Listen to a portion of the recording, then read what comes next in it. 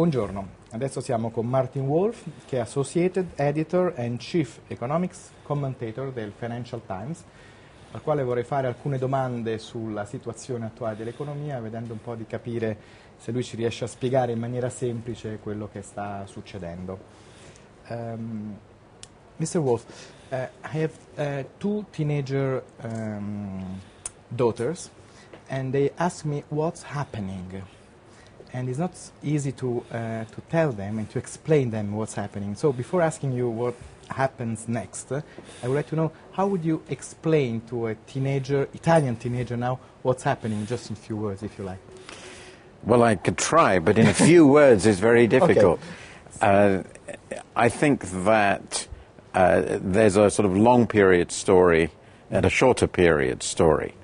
The long period story is we've been living for the last 25 years or so in an era of globalization and convergence, two processes which are going together. Globalization is the integration of economies, in trade, capital flows, even movement of labor.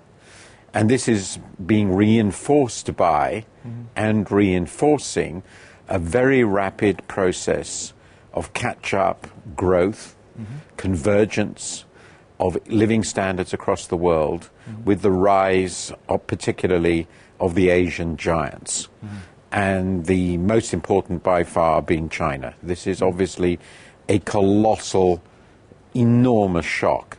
In fact, I would argue that it is the most important economic change since the 19th century's Industrial Revolution.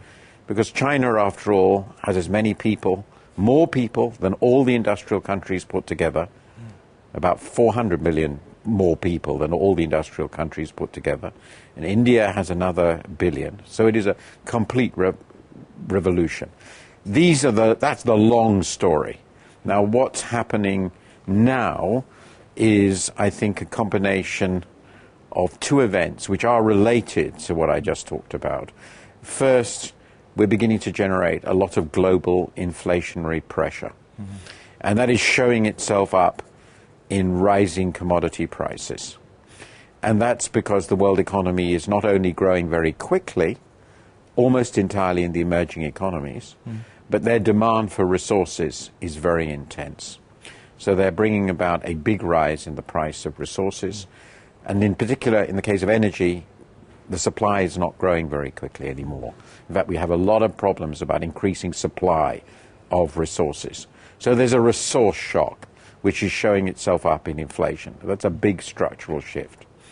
The second thing we've had in the last 7, 8 years or so, one could say 10 years, is ever-growing current account surpluses, balance of payments surpluses, trade surpluses in the emerging world, China particularly, and in oil countries. And nearly all that money went to the United States. It was the dominant borrower.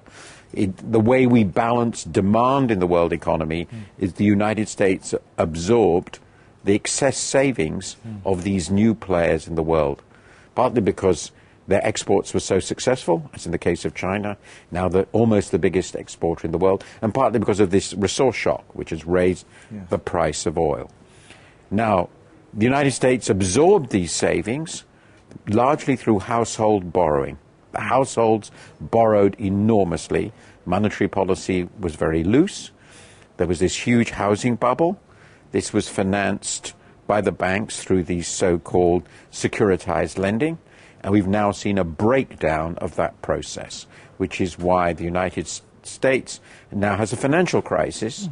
And because the money was borrowed actually also from Europe, many European banks have also had a monetary crisis. So we now are in the interaction, the two things going together, of a resource shock, which is inflationary, and this deflationary credit squeeze, credit bubble bursting, particularly in the United States. So I think that those are the two processes we see together. So the long period process is convergence and catch-up. The immediate process we're seeing is this resource shock linked with the credit collapse. And that's very briefly how I would describe where we are in the world as a whole. Okay. So we should be frightened by the future, or there is some possibility of coming out from this so complicated situation? Well, I think that we are in for some very big changes, but I think we should separate out the really big challenges from the not so big challenges. The financial shock will be solved. Okay. That will take, my guess is, a couple of years or so, but the financial sector will be refinanced. It's raising lots of equity. They will write off the losses. The housing market will deflate. But demand after that in the United States and in other countries which have had big asset bubbles, United Kingdom, Spain, they're going to have a long period of weak growth.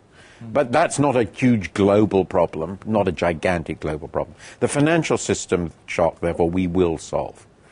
Now, the resource shock is much more difficult to solve. It's much more fundamental. The question that we don't know the answer to is how quickly can the world economy as a whole grow nowadays when we seem to be finding it so much more difficult to increase the supply of energy on which all economies live. And it's made more difficult by the fact that the growth of these new countries is so energy intensive. Now, I think here what we're going to have to do is enormously improve the energy efficiency of all our economies, and that's particularly true for the emerging economies. We're going to have to put a lot of money into developing alternative energy technologies, renewable and non-renewable. We're clearly going to have to invest a lot in things like nuclear power, as well as wind power and all the other things. But the energy constraint, in my view, is likely to prove quite fundamental. We're going to have a world in which energy is going to be more expensive. I'm not saying that it won't fall in price perhaps for some time, but the longer term tendency is towards higher energy prices. And of course, if we deal with climate change, that will tend to reinforce that because we want to raise the price of carbon. So that's a longer term shock. Finally, the upheaval in the world economy caused by the rise of China, India, and so forth, is also structural, and it's not going to go away. And it means that the monopoly on industrial know-how and industrialization that the Europe and the United States, Japan have enjoyed is over. So the world in which your daughters will live is unquestionably going to be much more competitive than the world in which we grew up. They're going to be competing with people from all over the world. And there's nothing we can do about that. I don't think this is hopeless, but there are completely new challenges, and some of them are ones that will make our lives much more, certainly more competitive, and some ways more difficult than they have been before. So they have to study a lot, as I thought. They have to study a lot. They have to learn English, of course, because it's the world language at the moment, and is likely, I think, to remain the world language at least for the next half century or so. At least. Well, mainly because I think Chinese cannot be a world language. It's too difficult. Learning Chinese is too hard because of the characters. So if it's not going to be Chinese, it'll remain English. They have to get used, I think, to the idea of working in many different countries. You cannot assume you will spend all your life in one country, and you cannot assume you'll spend all your life doing one job.